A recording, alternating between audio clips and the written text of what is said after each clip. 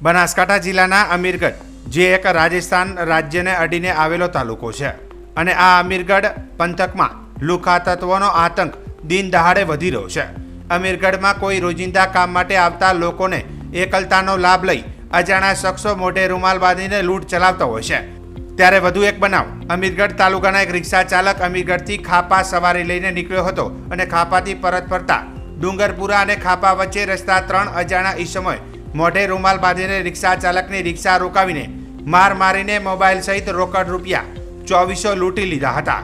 આ બનાવના પગલે રિક્ષા ચાલક દ્વારા અમીરગઢ પોલીસને જાણ કરાતા જ પોલીસે વધુ તપાસ હાથ ધરી હતી।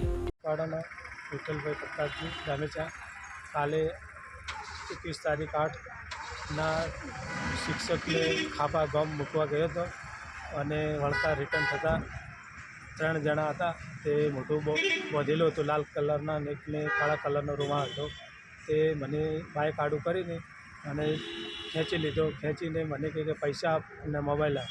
તો મેં પૈસા ઉપર હાથ મૂક્યો, મોબાઈલ ઉપર હાથ મૂક્યો તો મને જેવો મોબાઈલને હાથ દબાયો અને પૈસાને હાથ દબાયો એટલે મને ટોપો દીધો અને પાછળથી ગરદાપાટું મને મારવા ને હું પાછળ માર્યો અને પછી મારો મોબાઈલ લઈ લીધો અને 2410 રૂપિયાનો હપ્તો હતો તે હપ્તો લઈ લીધો, પૈસા લઈ લીધા અને પછી હું ત્યાંથી પછી ઝડપી આવતો રહ્યો પોલીસ લાઇનમાં।